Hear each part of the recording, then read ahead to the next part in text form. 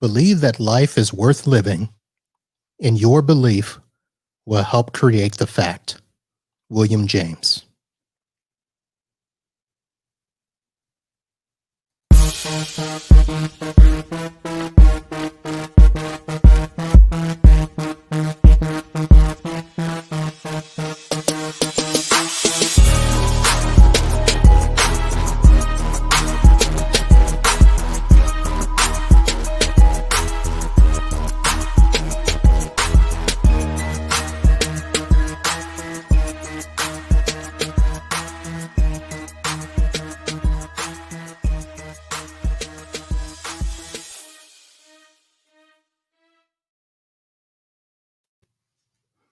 Hello, everyone, and welcome to another episode of Podnutz Pro. I am your host, Marvin B. Podnutz Pro is the podcast for IT business support. If you're a man in the van, a lady warrior, or $1 million MSP, we strive to bring you product stories and tips to help you support your business customers. Today, I am joined once again, I don't know for how long, by my good friend, Matt Rainey. Matt, how are you doing tonight? Tired, but good. How are you? Tired. Long day, had to work, huh? Had to work all day. You know, Wednesdays are the longest day, right? It's hump day. They don't call it hump day for nothing. I guess, but I had a lot of humps call in today, that's for sure. I had a couple of those, but I had a couple cancels, so worked out pretty good here. So before we get started, I do want to let the listeners know, and for those of you watching, the Podnutz Pro website is up and running almost 100%. If you go to podnutzpro.com, you can see all of the past episodes. If we have a video to go along with the show, the video will be also on that page on the episode site. One thing to let you know is that when you go to the home page, there's going to be a couple of things of interest to you. Right now, there is a video where I was interviewed by Harry Brailsford from the SMB community. For some reason, he wanted to interview me for his podcast series, The Future of MSPs 30 Under 30. For some reason, he must have thought I was under the age of 30 at the time, but that video is there on the homepage for you to view and watch. Also on the homepage, I added a little helper thing.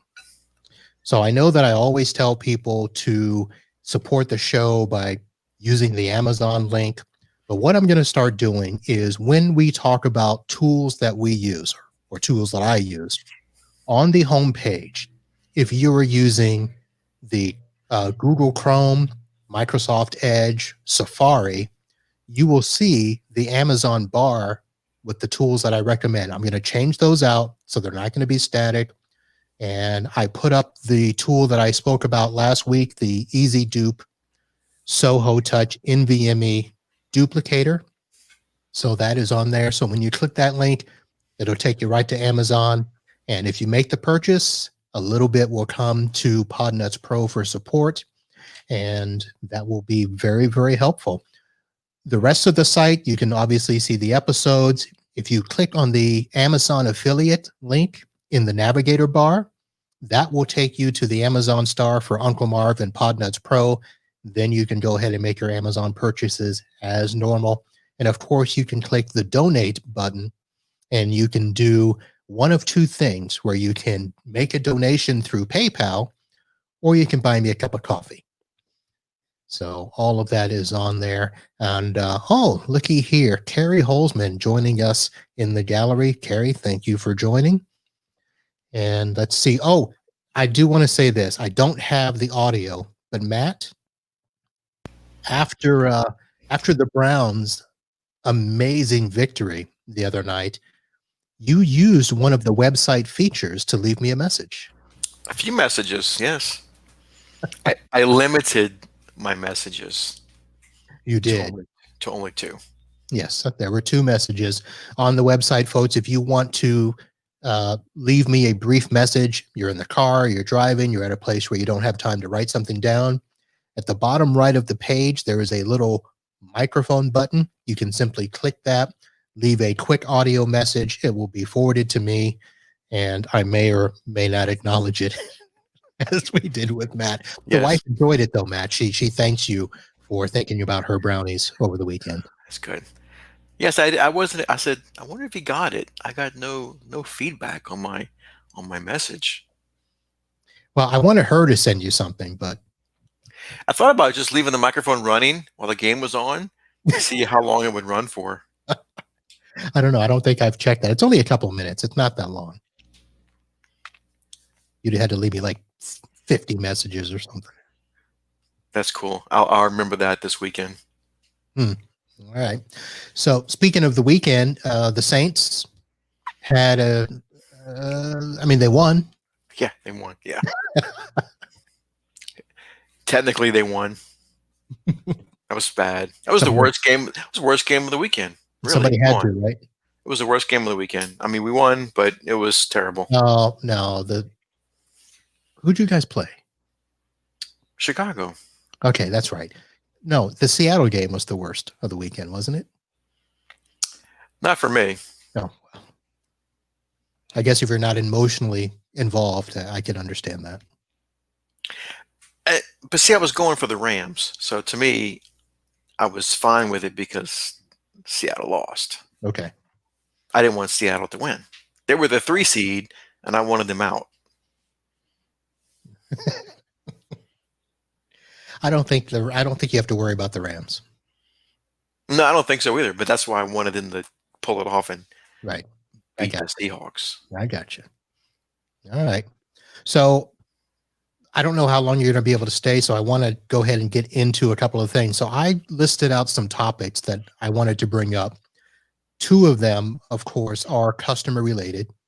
And I will ask, do you have anything that you want to throw out there? Any customer stories, any tips, anything that's happened in the last couple of days that you want to let all the listeners know about on how to support businesses, how to deal with customers? Oh God, things happen today. So many calls. But if I start on those, I'll talk way longer than I have time for. Okay. Nothing short, huh? Nothing short. I mean, these were my shortest call of the day was an hour and a half. Ooh. And I was doing multiple calls at once. Mm. Like that's how long I was on the phone. But then I said, look, I'm going to hang up and work on your computer. Then I call somebody else. I had to be on the phone with them for a while, hang up, work on their computer. And I have 3 monitors, and I had 4 or 5 going at once, and I was on the phone. It was a long day. Yep, I had a day like that as well. And Kim, her desk is at the front of the office here, and she had to constantly walk in because she knew that I was on the phone, and she would like try to get my attention and say, "Can you talk to this person instead?" And I was like, "No, I'm gonna have to call him back." And Yes, I hate that. They always so and so's on the line. Like I'm doing all this stuff, and I get a call from somebody. I didn't get a call. Somebody calls in.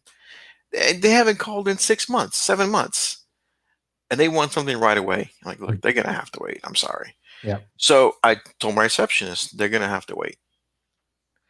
They called back in an hour. No one got back to us. Yeah, I know. Paying customers first, right? They replied to the ticket. It's been an hour. We haven't been contacted yet. And I replied back an email saying, yes, your ticket is in the queue and you will be called when your ticket comes up. People. So here's a message that I got right before coming on the air here. And I was trying to figure out, do I really want to address this or not? And let me get to that email and you can tell me. So this customer, we co-manage with this customer. They used to have an on-site tech. They haven't for a while. That tech left and they haven't replaced him yet. So the office manager is doing all the IT that he can. They did not want to pay for after-hour support, which is what I told them. I would, have people available. They wanted somebody available from, 7 a.m. to 7 p.m. And I said, well, that can't be me. So just to stand by for 12 hours waiting for a call. Yeah, they want to make sure that somebody can get back to them within a few minutes. I'm like, that's not going to happen unless you pay more money. Yeah, I'll charge an hourly rate starting at 7 a.m. Yeah. So so they, of course, decline not to pay more, blah, blah, blah. So this person has been complaining that it's taking forever to do certain tasks. And part of the task is this. They have a site that is on the east coast of Florida in West Palm Beach, and then they have an office that is in Tampa, Florida. So they have Active Directory servers, domain controllers in each office, one in the West Coast, one on the East Coast. So I didn't set him up to where he can log in anywhere. He logs in and does some admin stuff from his computer. So he logs into the East Coast server, and he gets frustrated because Active Directory is not replicating fast enough. So if he makes a password change or changes a user's hours, so if somebody contacts him at 6 o'clock because they got logged out and he goes in and changes their login hours, they may have to wait up to 15 minutes to get back in because Active Directory didn't replicate that fast. Is somebody actually using logon hours? Oh, yes. Yes, he is. And I've never seen or heard of anyone actually using that feature. So he sent an email that he's getting frustrated with this. And he's like, I can't always get to stuff during business hours, and it's extremely frustrating to not be able to get into a computer. How can I get a resolve on this? And he wants, in essence, he's asking you to be available whenever he wants. Well, let me do this before I answer you. I'm going to bring in Matt has joined us in the chat. The other Matt. Other Matt. Matt Foreman, how are you? Good, sir. How are you? Good. Oh, we got an echo going on there. Yeah. Let's see if I can.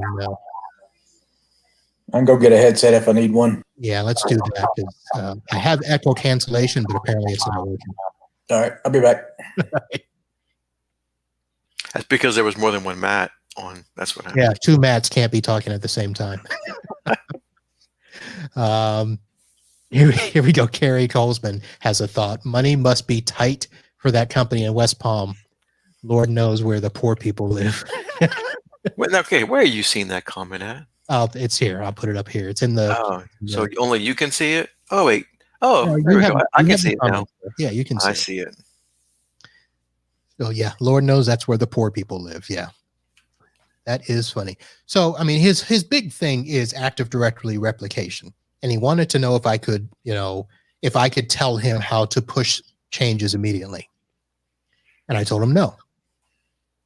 Which the short answer is yes, obviously we can push changes faster. But I'm not going to tell him how to do it and have him going in and start messing stuff up. Right. So, and then he'll say, well, this is what Marvin told me to do, and now it's not working at all. Yeah. So I'm not sure how to respond to him. I think I'll just wait until the morning because by now the changes are replicated and he's good to go. So the changes, what is his normal change? Is it password resets? Is it often that he has to go in and make changes to logon hours? Oh yeah, this is the person who. So first of all, he sets up and terminates all users. He wants to do that. So if he gets a new user, for instance, this past Sunday, I get an alert because I have group policy alerts that anytime a change is made, I get notified. So if a user is added, they've changed groups, password is reset, anything like that, I get an alert. That sounds terrible. Sunday night, well, it's an email. It's not really an alert. I know, it's still. So Sunday night, he sets up 3 new people at like 8:40 p.m. Well, they probably start Monday morning. They're starting Monday morning. And then what he wants to do is if he logs in, he's home, he logs into his computer, he sets them up, and then he wants to run over, and connect to their computer in Tampa or to the Tampa remote server and start making sure that the login worked. Well, of course, the change hasn't replicated. in the minute that he set up a user, in the minute that he tries to, because he'll do that. He'll set them up and immediately try to log in. But he knows that it takes 15 minutes. Yeah, but he doesn't like that. But so I think what happened is replication, most of the time replication does happen pretty quick. But they've got a pretty substantial network. And I reset everything back to because I know at one point we did set replication to happen like every 5 minutes. And I forget what happened. Something happened with Active Directory, and I think a server DNS was messed up on a server because they don't want us to do maintenance ever. So I just ended up resetting everything all back to the defaults, all replication, sites and services. And it was a joy. So now he's frustrated. Looks like Matt 2 is back. Other Matt. Is it other Matt? Matt 2? Hey, Matt, what's up? How are you, sir? Is this better? Good. Yep, that's better. All right. Sorry, my house, we're getting ready to sell, and it's all to pieces. I have no desk to sit out, and I had to go find these in a box. Oh, my. So you're selling your house? Selling my house. Moving on up, huh? Got some land out in the country outside of town, and I'm building a big barn dominium and ready for a little stretching room and not having to watch my neighbors eat dinner outside my window in their house. And we're just so for those who don't know the voice, this is Matt Foreman, who lives somewhere in the great state of Texas. North Texas, Denton. North Texas, in the Panhandle. Denton. Oh, in Denton? Mm-hmm. Yeah. Okay. Well, I guess we kind of North Texas is what we call this area, but it's not the far north or not the Panhandle. So, all right. They may argue different. All right. Now, is this closer or further from your new office that you just outfitted? Probably a little closer. I'm still just 15 minutes from the office either way, I think. All right. Did you finish the office? I was watching the pictures you were showing us. And so Matt and so Mr. Foreman and I are in a private peer group. And you share stuff with us in there. And we had some very nice photos. And you were setting up the office, and you had the 1,001 arcade games. 3,000. 3,000. Yeah. Make sure we have nothing else to do but play games. Yeah, it was looking pretty nice. Is it finished? Yeah, pretty much. I mean, everything's together. We're fully working out of there. Really the only thing that's really not complete is like a separate little office. But I really just use it for doing stuff like this. And if I need to have a phone call or, do some kind of private work, because I'm more of I like to be out working with my guys, so I don't really segregate myself off to do much. So I'm usually out there with them. Oh, I can't do that. I've got a big window that I can watch them. Remember like the 70s, manufacturing warehouses where the supervisor would be able to look out the window and watch the everybody. Yeah, that's what my office is too. I've got a big window that looks up in the tech room. Yeah. So I don't know. I like the bullpen type atmosphere, and it's the way we run everything. Right. And then I have blinds on them, so I can close the blinds if I want them to see in. Kind of peek up at just one. Yeah. I don't have blinds yet. I got to work on that. I got to fix these first. These are annoying me. I think I'm gonna get one of those screens that pulls down and have the MB Systems logo up there, and that'd be cool. Maybe a Podnutz Pro. I'll have two. I'll have one for Podnutz Pro. You just need to get some of that glass that's like content via remote control, and when it closes up, has your logo on it. Yeah, but that's Matt Rainey kind of money. I want to get a one-way glass is what I want to get on mine, so I can see out, but they can't see in. Yeah, then you're gonna have people like picking their teeth in the mirror. Yeah, they might, but of course the guys know it would be me in there. All right, so let's move on to actually before we go back, Mr. Foreman, did you hear when I was talking about my customer that was frustrated with the slow Active Directory application? Briefly. Okay. Do you even do Active Directory? Do you do physical servers? Absolutely. All right. Any multi-sites where you're doing replication across the WAN? No, pretty much everybody's one. Got a few people that have multiple servers. A lot of them, most of them just have a single one. All right. Anybody that's needs access. With multi-site places, we just use our Meraki's to do the site to site, so we don't have to worry about replicating, or even none of them Not really have even, the desire to. So, not even Active Directory across with user accounts and stuff? nope. So, Mr. Rainey, do you have any multi-site locations? We've got two doing that. Yeah. All right. Ever have any issues with Nope. that? No? Nope. Of course, I don't have admins that are complaining about it. We do the work. So we just tell them, hey, yeah, create an account and give it 15, 20 minutes, All right. which is what I tell him. I would probably tell him, just incorporate that 15 minutes into your Yeah. workflow. Just know that's what it's going to be and just incorporate it. All right. So here's a question. I'll ask this one first. Do you guys have a checklist of things to do after a ransomware attack? After you've cleaned up the ransomware, you've got their files back. Do you have a checklist of stuff of things that you guys do after the fact? No. nothing official. I mean, but I can't even tell you the last time we had one. Yeah, it's been a while. Okay. So I had a customer contact me Monday morning because their backup software was detecting a virus in a file that when I went on to investigate, first thing, let me say this. Yes, this was the customer using their own backup system. This is a client that is not under management.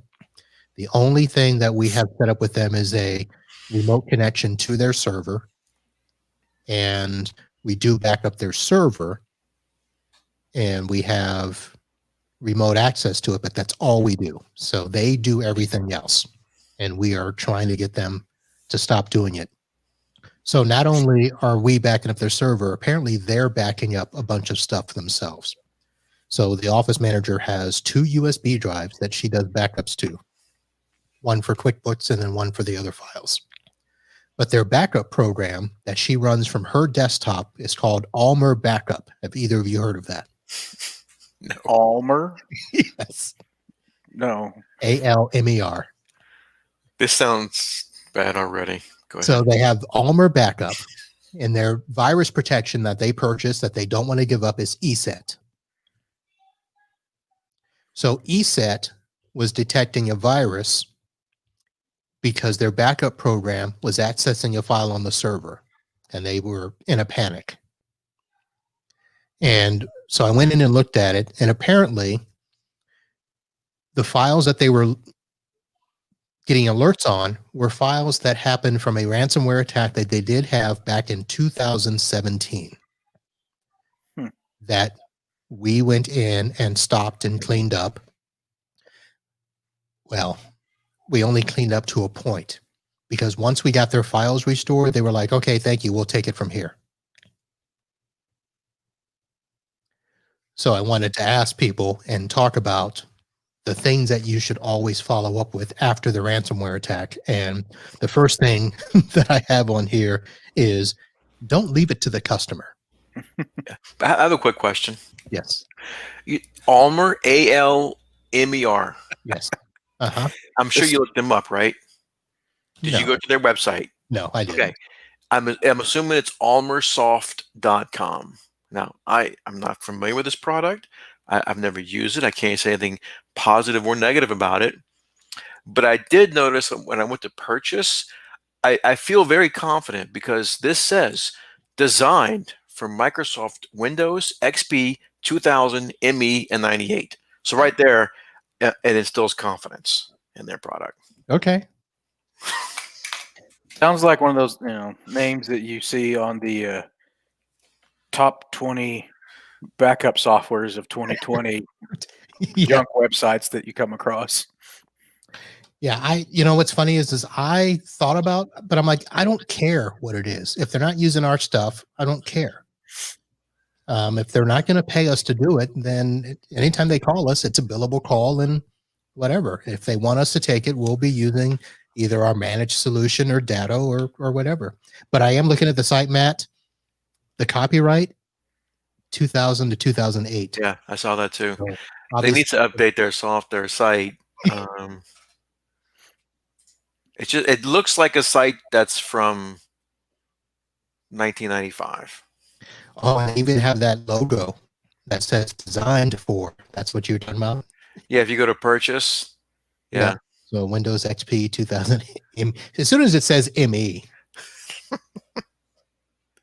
Wow.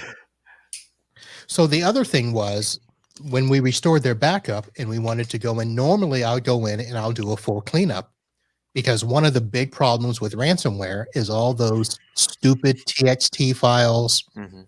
or JPEG files that will say, oh, where are your files? They are encrypted. Please pay us. Well, that never got cleaned up. And so the backup was detecting those files that were still there.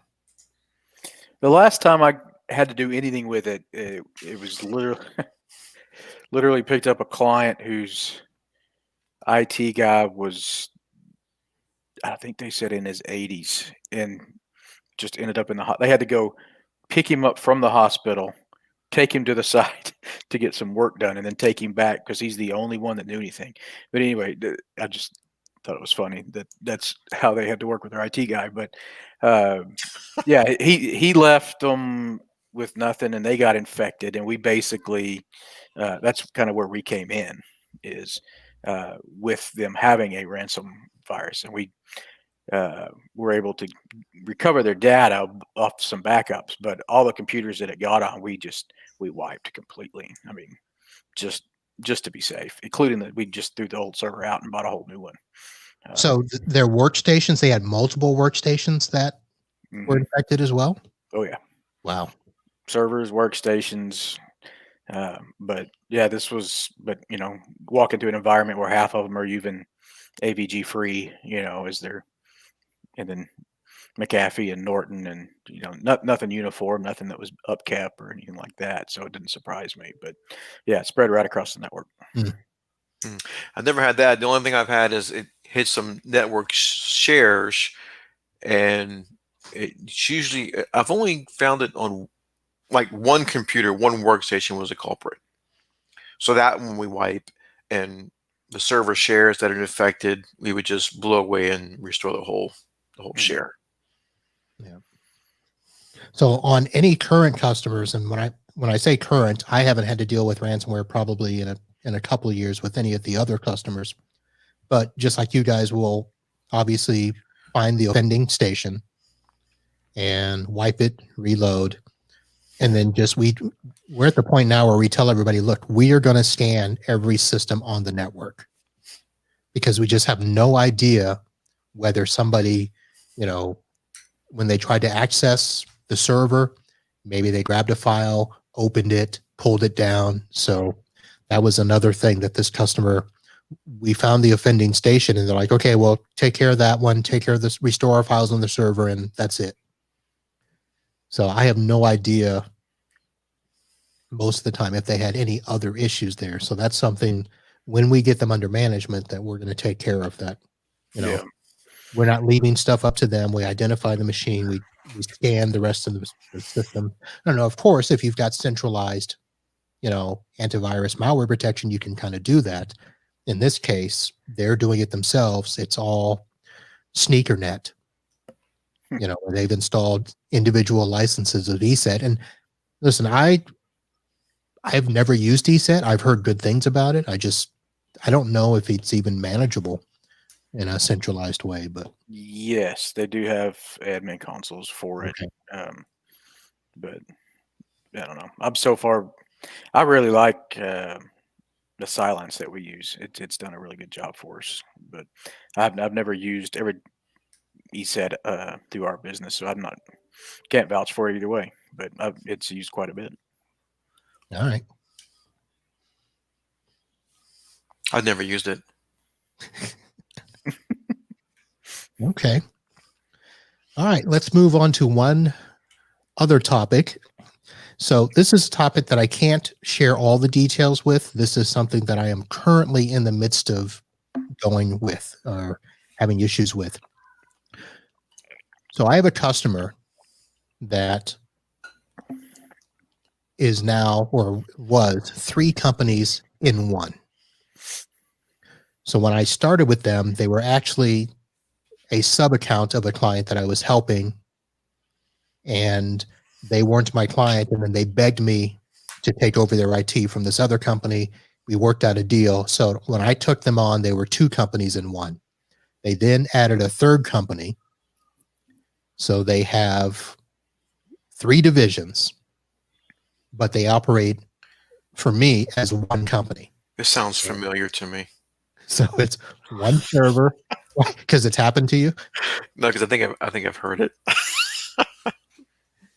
I talked don't about know them if you- last. This I is don't know the if one you you had talked it. about last week, right?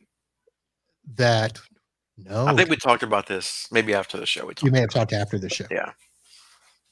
So 3 in 1. So they added a third company 3 years ago. But everything was still one. So I send them one invoice, but I get 3 checks in the mail. So lately we've been only getting 2 checks or 1 check. So I think I started a fight at the end of the year. Oh yeah, we did talk about this because I sent them, this is the one that I sent the email to saying, 1/3 of your business has not paid for 3 months. I need to get these invoices corrected.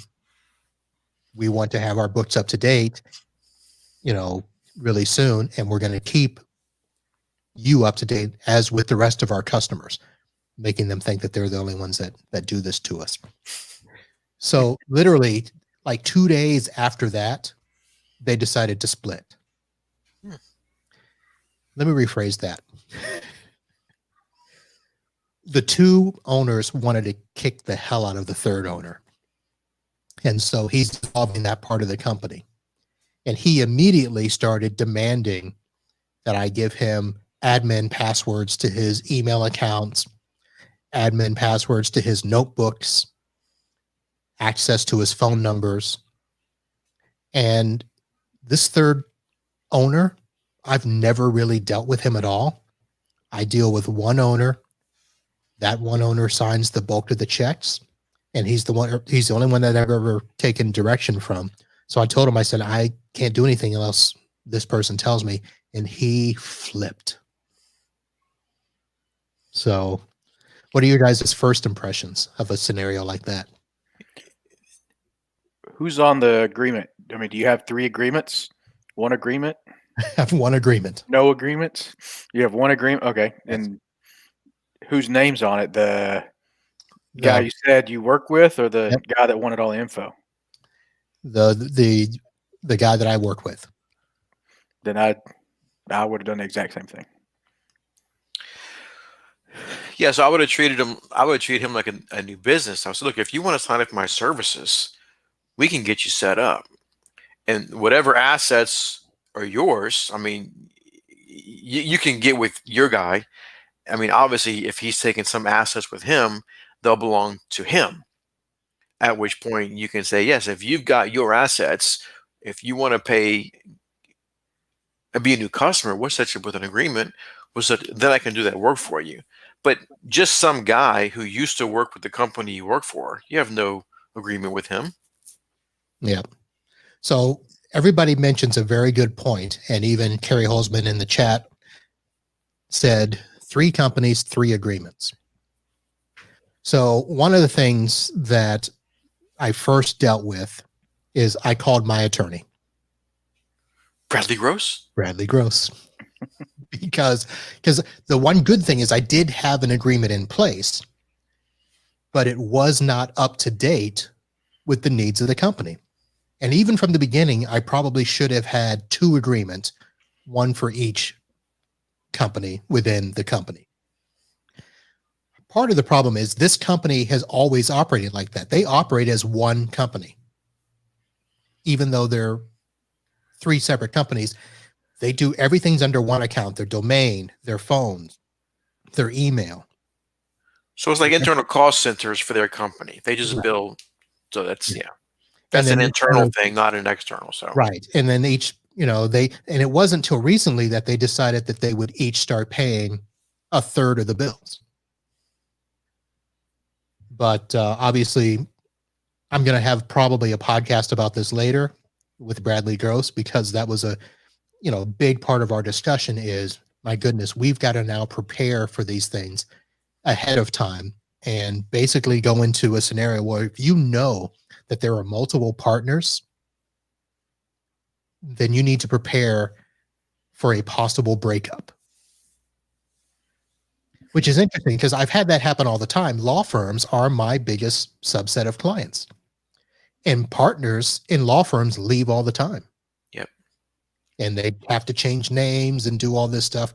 It's just odd. It's funny because I've never had to deal with that with a law firm, but this company that's not a law firm I had to deal with because the one guy was just being an absolute jerk and even was threatening that if we didn't give him access to his emails and stuff within an hour, that he had authorized his attorney, to sue everybody. And I'm like, all right. There's not like they're separate. It's all in one admin portal. So you can't give him access to his only without giving him access to everything else. Yeah. I mean, it's an interesting thing to think about. I haven't thought about it, and nor have I had something like that happen, but it does make me think. I mean, I've got some law firms too, but none of them. I mean, lawyers come and go, but I guess the main partners really hadn't split. But I mean, it makes me think about going through my client list now in my head, who might have 2 potential people that could do that, and does my agreement cover that somehow? But then you got to worry about new partners coming in and getting them on. They've got to agree to the agreement that you have, and then not only so new partners coming, old partners leaving. That's a nightmare for you and Mr. Gross to handle. Yep, we'll be chatting about that soon. But of course, so this started on Thursday and Friday. It must have started Wednesday. I must have told you, because Thursday and Friday we were going back and forth by email. And basically, I got to the point where I said, "Look, there's only one person that I deal with. So if you guys all agree and show me a piece of paper that this is what we want to do, I'll do it."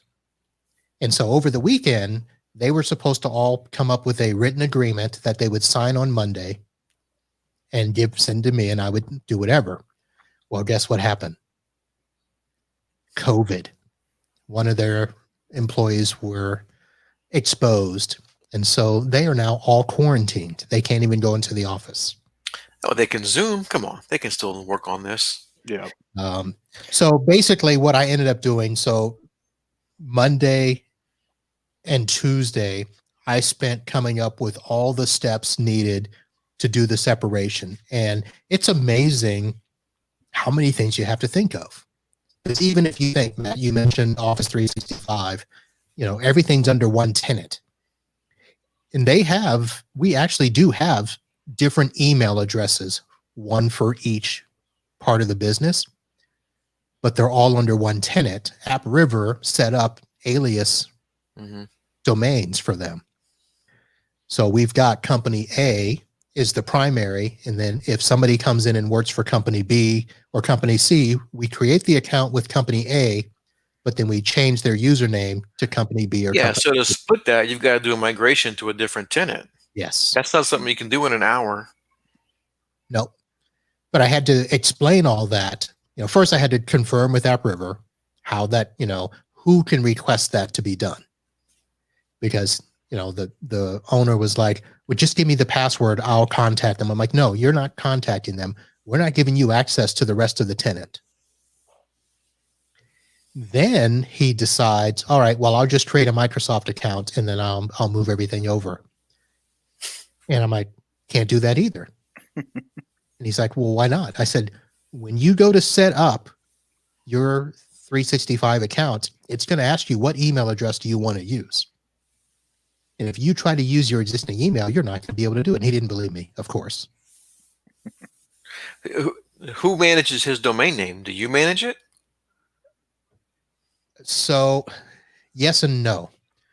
So because he could, if he manages his own domain name, no. he could go in there and change his DNS records and point to another. So I someplace else. I co-manage it with the office manager. So it's all registered to them they're under GoDaddy. So their domain is under GoDaddy. So they take care of that. He doesn't have access to that, but I have access to the control panel, so I can go in and do all that. And then we have AppRiver for the email. So in your agreement with them, does your agreement specify an inventory list of any kind? We never did that. So part of what I did was we are now coming up with a true division of all assets, everything from, accounts, for network accounts, because we have some people that work in the office and have access to computers. The rest work outside the office. They have notebooks that were purchased under different parts of the company, but they've all changed hands so that the company that's leaving, they actually have 2 laptops that were purchased by the other part of the business. So I'm telling them, you guys have to designate now which assets belong to which companies. Because of course, he's like, well, just give me the admin passwords and I'll take care of it. I'm like, no, you're not getting the admin password. You tell me which computers you want changed. I'll remote in and I'll remove the passwords. And then you can put new ones on do whatever you want. Yeah, I don't envy you in that situation. Yeah. The funniest part is I want this done in an hour. I mean, realistically, tell them, okay, so you can split companies into multiple companies and separate all assets and all management features, and you think this takes an hour? I think you can't split companies up that quickly. No. And I have no idea what they're dealing with on their end. Just between, they just purchased a building in 2019. They moved into at the beginning of 2020, right before COVID. So they have a brand new building that they've purchased. So that's, that's easy. They're just going to draw a big line and say, you don't cross my line. This is mine. So this guy wanted keys to this and keys to that. And I'm like, dude, I can't help you with that. Yeah. So they're fighting that. But the funny part was I finally told him, I said, look, I don't know how long it's going to take you to get your mail moved over. If you need access to files on the server, that's no big deal. I'll just go in, download files to a flash drive and hand it to you. That's not a big deal. But the biggest problem is, well, let me rephrase that.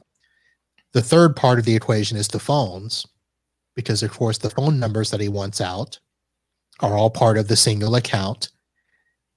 Guess what place they're at? Oh, Lord. Freedom Voice. Yes. So you've got to port those numbers to a new account, and just like any other migration or just any port. And I explained to him, you've got to create new service somewhere and request a port of the numbers, and that's going to take probably 10 days. An hour? What? 45 minutes. Just a couple of minutes. Just a couple of minutes. Hold on. Okay, done. So I did find out on our side, it's really easy. The primary contact on the managing account, on the account, all they have to do is send an email to Freedom Voice saying, please release these numbers. And Freedom Voice responded pretty quickly saying, okay, boom. But the problem is it's basically called number unlocking. So the numbers get unlocked and they stay unlocked for 30 days. So you have 30 days to port the numbers, which sounds like it should be plenty of time, right? It's way longer than an hour. Yep. Turns out this guy doesn't have an IT person. I thought he has you. Well, no, he wasn't want to use you. He just wants you to give him access to everything. Yeah, he just wanted me to give him admin stuff. And I said, no, I'll work with your IT person. And in the beginning, he said he had an IT person. Yeah, he just said that Yeah, he just said because that. he said, "You give it to me. You give me the admin passwords, and I'll give it to my IT person." Yeah. So come now to find out he doesn't have an IT person. He doesn't know where he's going to do the phones. He thought he could just go to Microsoft.com and sign up for 365 and Yeah. all of his mailboxes. And I'm like, Look, no. so I'm gonna give you some good advice. Here's what you do: you go on Craigslist and you search for IT guy, and the cheapest one you find, you give him a call, and he'll help you out. Yeah. So it's funny, but yeah. So it all goes back to certain things. It's mind numbing now to know all the things you have to prepare for. Just from the agreement that we talked about, if there's multiple owners involved, you've got a plan for what happens if they break up. Yep. You'd almost have to. I mean, I guess legally go by. Well, I was going to say who signed the contract, but I've got some businesses where you've got the business owner doesn't want to do anything, so he has his Office person, administrator, yeah. the office administrator sign the contract, as a representative, but so that really wouldn't work either. But Well, it does because you actually have to do, who is so you have the owners and then you have what they call the authorized contact or authorized person to sign on. Agents, yeah, authorized agent. But the problem is all those names have to be on there. So I had this happen with a law firm a while back where one partner, actually it's the same company that has the West Coast and the East Coast offices, because the managing partner is based out of the West Palm office, but the other partner is based on the West Coast. And that person, of course, because his name is on the door, everybody in that firm, if he asks for something, they will drop whatever they're doing to take care of it. And he wants us to be the same way. And I'm like, I can't do that. He's like, well, I said, I know that, but you don't sign the checks and you don't sit in on the meetings that we have every so often to talk about all these IT things. And that other partner tells me that if you ask for something, that I'm to tell you to go talk to him. now that sounds like it may start something. You may have 2 more businesses to deal with soon. So their domain name, is their domain name based on the partner's names? A lot of lawyers have their names as their domain name. So we're talking about the law firm, the two. Is that the law firm, the one that's splitting, where the No, the 3 one that's people? splitting, actually, it's weird. It is a plumbing, mechanical, roofing. Okay, so their name is not part of the domain name. Because like if you No. had three Owner's lawyers, name.com. yeah, if you had 3 lawyers' name and it was Bob, Joe, and No. Jimbo, okay, No. okay. No, and most of my firms are actually pretty good about that, where the names are not part of the domain. They, whatever the company name is it's kind of different. Although law firms, they may have, Bob Jones Smith, but the website might be, bjs.com. It's unfortunate. I know.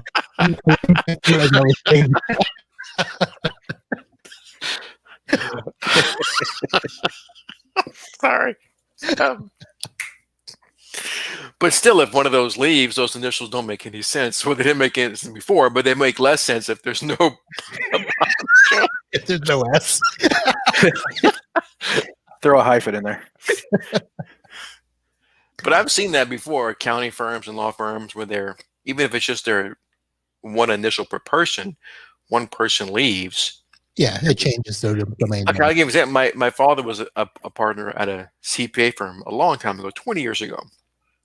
And the R was in the domain name. It was one letter for each last name of the partner. And they still have the domain name 15, 20 years later. No one even knows what the R stands for in their domain name and their email address. I mean, that's funny. I mean, but they've never bothered changing their domain name. And I think at this time, out of the 5 letters, I think there's only 2 that were still there. So only 2 of the letters make any sense.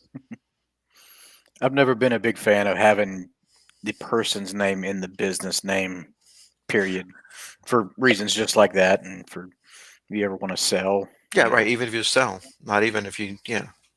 Well, that will be on an upcoming podcast because I will talk about when you start your business, think very long and hard about what you name it. Mm-hmm. So what was that one you said? Was it Bob, Jones, and Smith?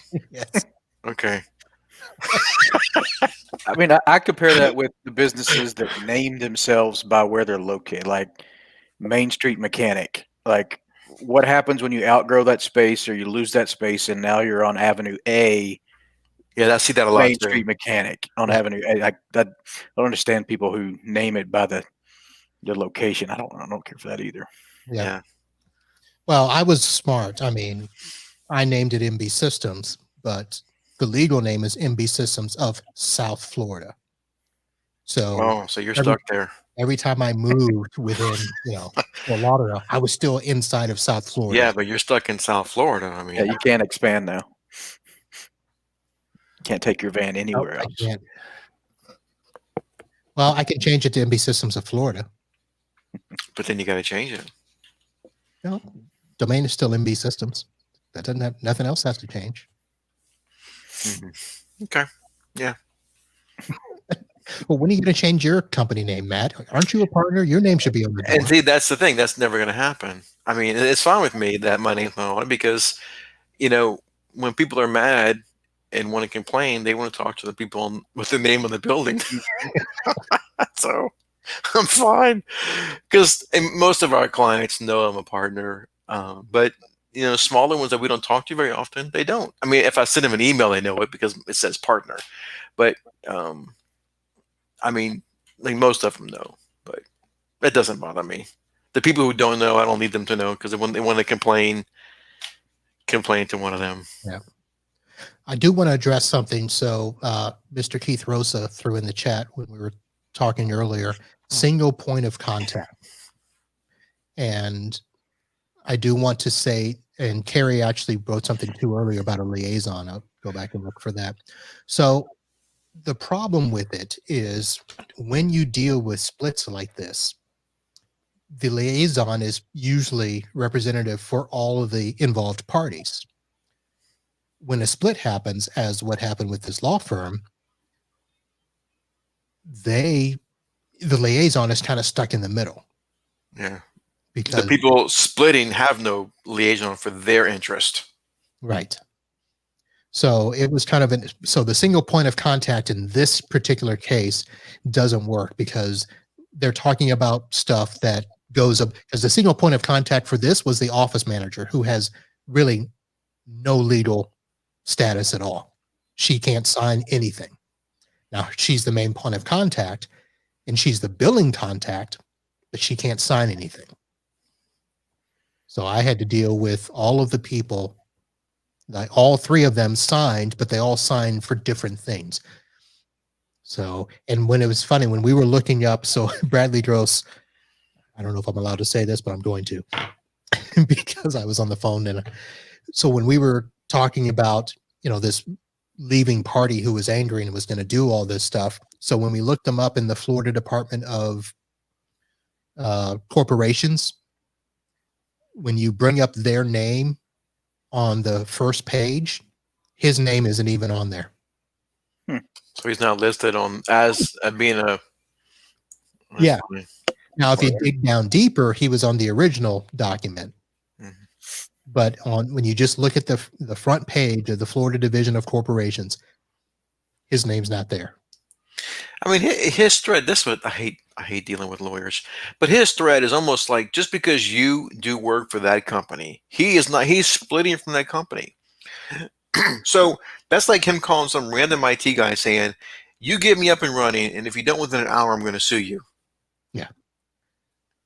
Well, here's the funny thing about it. I've worked with so many lawyers that means nothing to me. Right. I know they think it scares a lot of people, but I mean, it just one of the things that bugs me about lawyers. Yeah. But here's a statement that he made. He had sent a big long email saying that Marvin probably doesn't realize that I'm 50% owner in this company. And so apparently with the third company, he's 50%, and then the other two partners are 25 and 25 of that third company.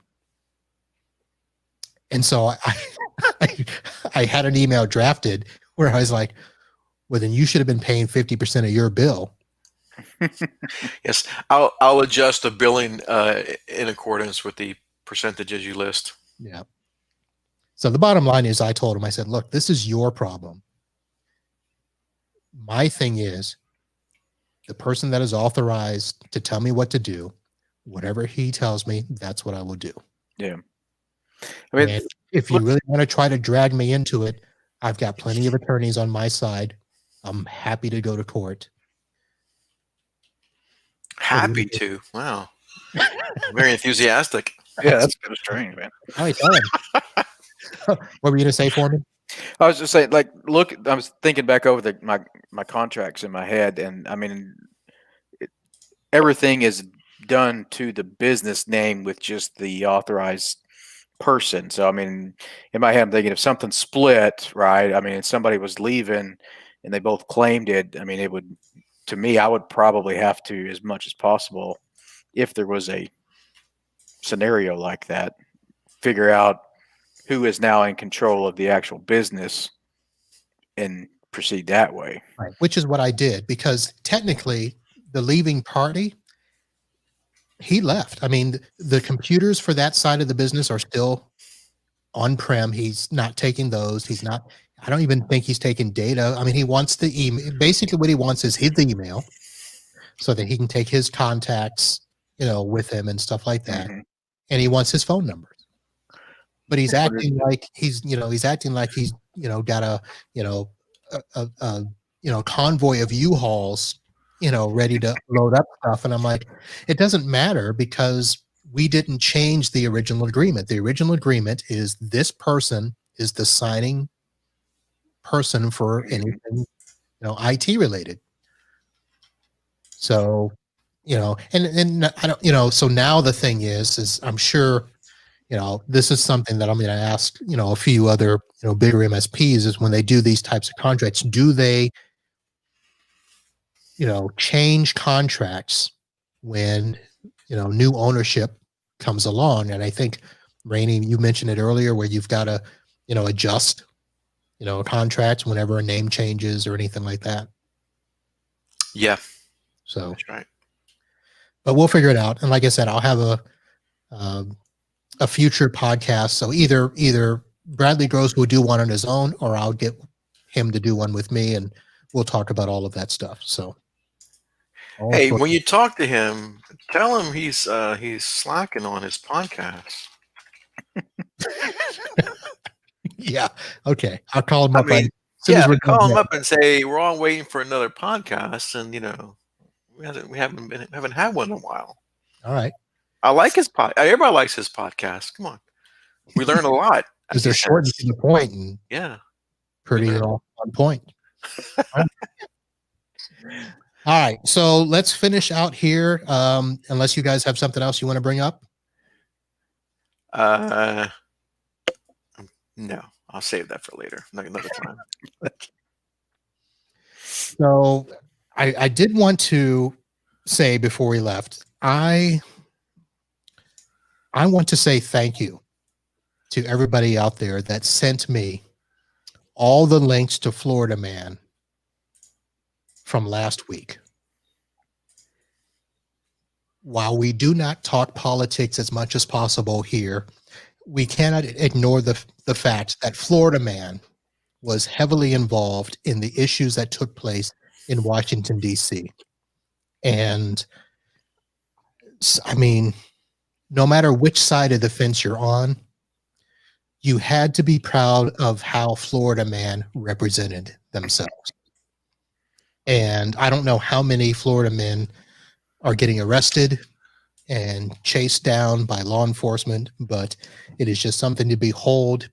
I don't want to try to go through all the links that were sent to me because there were a lot. But I do want to show everybody a video of the real Florida man that I am proud of at this time. So I'm going to play the video. If you're listening by audio, you should be able to understand it just fine. But here is the Florida man that I am most proud of.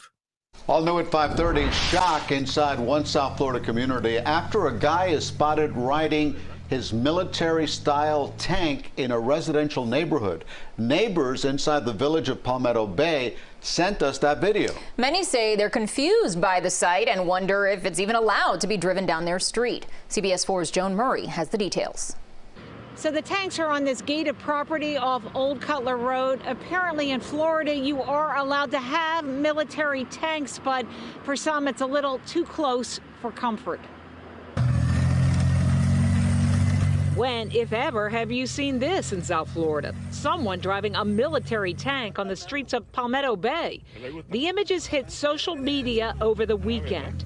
Area residents can't quite wrap their heads around the spectacle. Well, for the most part, it's unusual to say the very least, but at the present state of political events, it's concerning.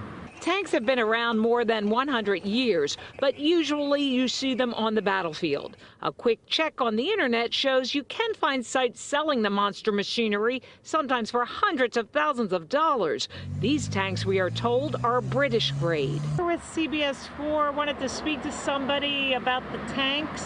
We tried to speak to the owner of the property. This is what we heard. Yeah, there's nobody here to talk to you about the tanks. A security vehicle pulled up to the gate to retrieve a UPS delivered package, and we saw 2 Miami-Dade police vehicles go in. We're told as long as the guns to the tanks are not functional, and they weren't apparently, tanks are allowed here. A Palmetto code enforcement officer spent an hour on the property. He also documented this damage to the curb, which the driver allegedly caused. I'm sure that can't go over a curb without destroying it. We showed the tank video to John Gonzalez, who's lived here nearly 30 years. It was its purpose to what, intimidate or just show off? Probably just to show off, but I would have to disagree with that. If I get a vote, I'll vote against it. So at this point, the village of Palmetto Bay is looking into whether the owner of the tanks is in compliance with all the codes, and also that damage you see to the concrete curb, that issue has been passed along to the county, and they'll have to make a determination whether he has to pay to fix it. In Palmetto Bay, Joan Murray, CBS 4 News. So if you want to drive a tank, come to Florida. Is there another style of tank besides military style tank? Yeah. Your recreational tank. Recreational tank. Yeah. Leisure tanks. In British, I mean, you know. British grade. To me, what I got from the story was the curb is damaged. I mean, Yeah. really. Somebody complained about the curb. That's what We're started gonna the get whole to the thing. bottom of that and get that curb repaired. Yeah, that's it. No problem with the tank. You know. I don't think the guy who has what looks like a security guarded compound really can cover the cost of the curb. Yeah, that's thinking. He'll probably go get it done, get it fixed. But Yeah. So that is your Florida story for this week. And I have a question. Does anybody watch? I've watched some of it. The Florida Man Murders. I wasn't going to bring it up. I was trying because I watched half of it. I was going to do it last week, and I was going to tell everybody, if you want to get a good feel for Florida Man, watch Florida Man Murders. It was on Oxygen. Oxygen TV. So I don't know if everybody has it. And currently there are 4 episodes out. So how many did you get to watch? You said, Matt? 2. Right? 2 of the 4? Yep. So that was, the one was with the keys, right? With the keys. Okay. And the other one was with the 55-gallon drums. Yes. Yep. So since you brought it up, I will go ahead and say this. I think that what I want to do is give everybody the opportunity to find Oxygen, because again, I don't know if everybody has Oxygen. It is part of our Xfinity package down here. It is also Did you find it on Hulu? Hulu, yes, Hulu has it. Okay. So if you have Xfinity or Hulu, you can find Oxygen and find the Florida Man murders. And I was trying to decide if I wanted to have a whole show dedicated to Florida Man murders. Is it going to be more than just the 4? As far as I can tell, I think what they're doing is, you know how they'll do a few episodes of a series to see if it goes well. And if there's a big response, then they'll keep the series going. I think that's what they're doing. Okay. Although I don't know why you would put those on Oxygen. I mean, that should be on NBC, CBS. It may only be the only one that offered them money for it too. Yeah. Well, a lot of takers in their. Well, if you think about it, I mean, there's a Florida Man story every day for free. So, like, our commercial advertisers don't care what we play. We just need something. This is produced and oh yeah, and there's interviews. nicely done. Yeah. Oh yeah, go back and hear the state of mind of people during the actual event. It was pretty crazy. That the 2 I watched were pretty, especially one with the keys. That one was Jeez, just awesome. That's just sad that happened. Yeah. So I mean, they're all sad, but I mean that was crazy. Yeah. But we'll talk more about Florida Man murders. I had a whole set of takes I wanted to give on that. And I'll have to go check it out. Yeah, now people can go watch it, and then they can, know what you're talking about. All right.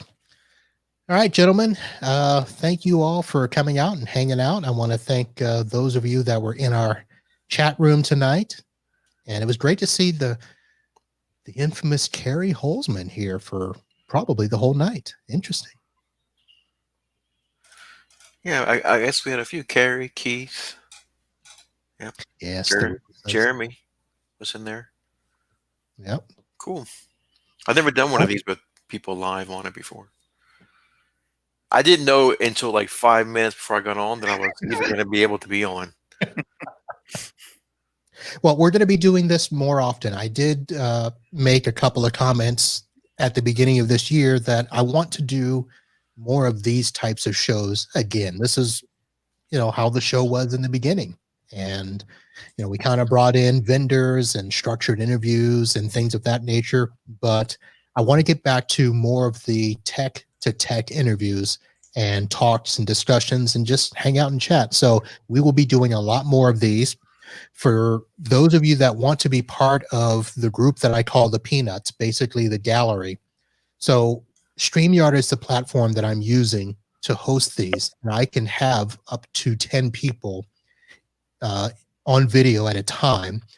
Don't think I'll ever have that many, but I have a group of people that I'm assembling that when I have these open sessions, I will send out an invitation to say, hey, who wants to be on? And that way I'm not chasing down guests and vendors and stuff like that. So if you are available and want to be a part of this group, and you don't have to be a part every week, you just pick which night you're available. I will try to have a list of topics ahead of time so that you can say, yes, I have something to offer on that, or I have a question or whatever. I am going to try to get this show 8 p.m. Eastern time every Wednesday night. And hopefully that'll be tech time. And any other shows that we do that are vendor related, demos or stuff like that, those will be the shows that will be during the day, either on Wednesday afternoon or a Friday afternoon. But the Wednesday nights, I want to get back to just tech time, and we'll see how many of these we can do. So that's good. Wednesday's the best day because there's no chance of interfering with football. Right. No football, no Fridays. There's football this year? Oh.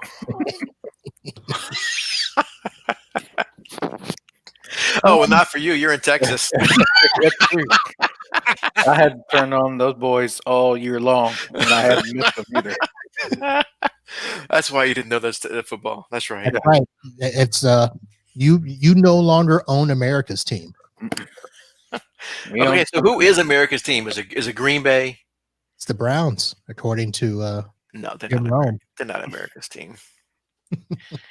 If you had to say America's team, who would it be? I'm not gonna say the Saints, but of course, come on, it's the Saints. But No, I and think the media darlings and the fan favorites have to be Green Bay. no, I think it's still Kansas City It still can. When was it Kansas City? last year. Still? Last year with Mahomes.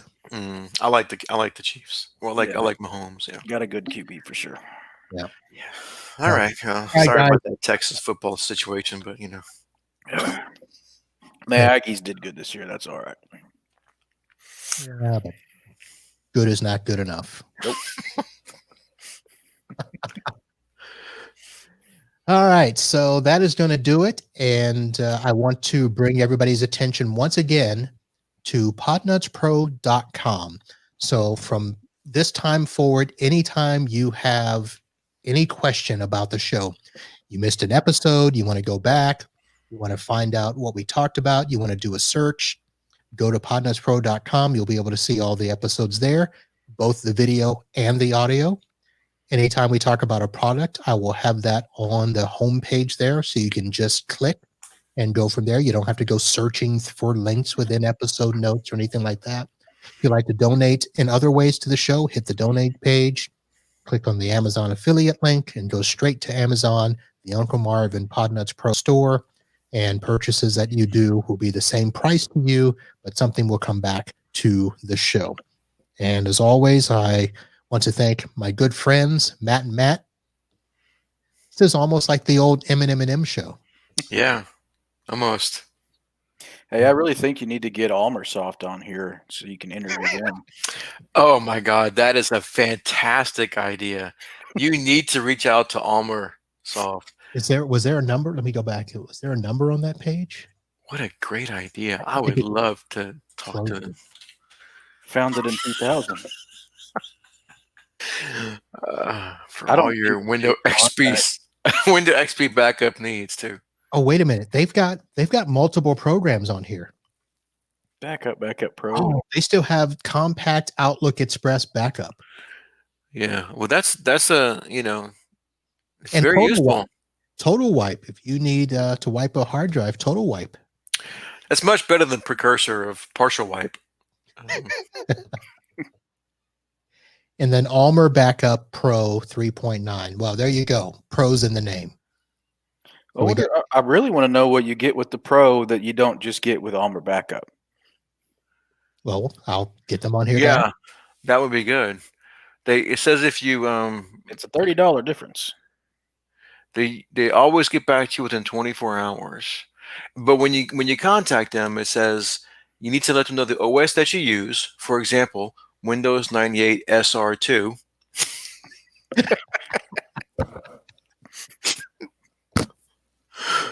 How many people used SR2?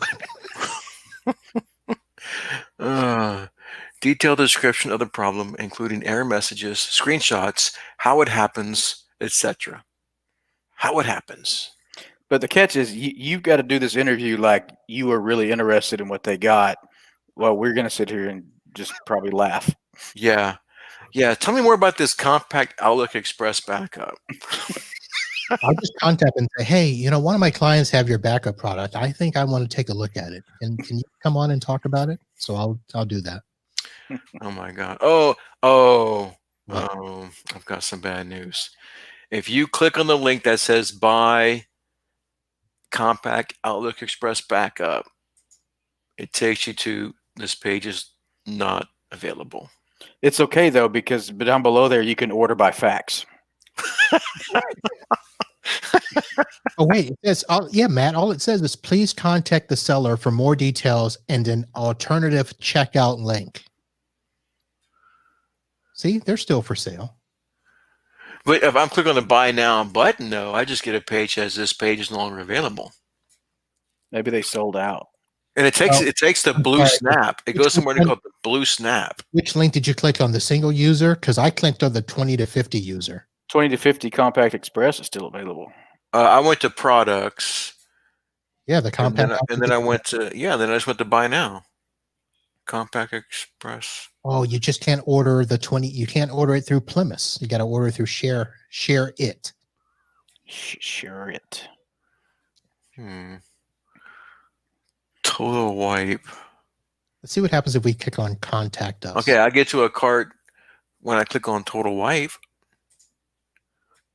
Oh, the Pro version lets you run it as a service in Windows NT. Oh, sweet. That's the kicker. Okay, for almost everything, if I go to the products page and I click on Buy Now, the only one that works is Total Wipe. Wait a minute. Which browser are you in? Let's start with that. Are you in that? I'm in Edge. Okay. You got to go back to Internet Explorer. Come on. Oh, okay. I'll try that. Are you really? I guess I need to. I'm gonna go ahead and use the Almer Soft recommended browser. No, I still get it. I can't. When I click it, it takes me to this page is not available. Hey, you can still download the Pro version 3.9. We can download now. See, if you're on the purchase link. If you go to the products page and click on Buy Now, it doesn't work. Yeah. Listen. So yeah, if you're smart enough to be in IT, you would be smart enough to go to the purchase page. So their link doesn't work on the Plymouth. That's just a web guru that hasn't figured that out. But the real IT people can go to the purchase page. But it says products and there's a purchase from there. Listen, they're all in my cart right now. So I've got Almer Backup Pro, Almer Backup, Compact Outlook Express Backup. So I can pay by, what is that? I mean, it's so old you can probably get on LimeWire and just fire a keyjet It's for got a it. big button here that says TLS Secure. So right next to the Norton. If anybody buys this and they have to fill out where did you first hear about our software, make sure you put Podnutz Pro. Oh, I gotta see if they have an affiliate link.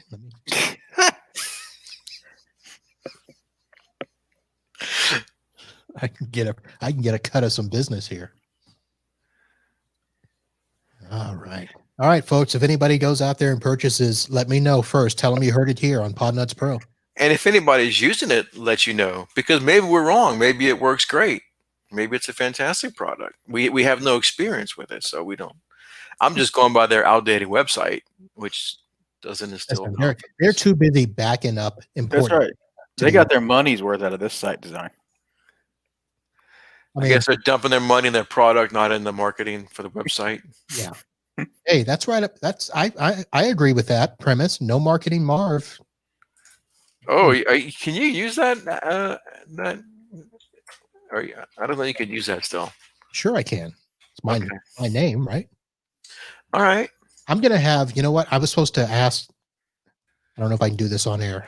I'll talk to you guys off air about my idea that my wife corrected me on. I should ask some people's opinion before I do it. Sounds good. So with that, folks, I want to say thank you all for watching, listening, downloading, and subscribing to the show. Again, head over to podnutzpro.com. Subscribe with your favorite podcatcher. Like us on YouTube or the Facebook. I'm working on Instagram. I'm working on, I think I'm going to do something on, what's that platform that they're talking about now? Clubhouse. We're going to check that out. And if we can do an M&M again, we may do a TikTok. Let's see how that goes. Oh, boy. That's going to do it, folks. Thank you all very much. We'll see you real soon. And until next time, holla.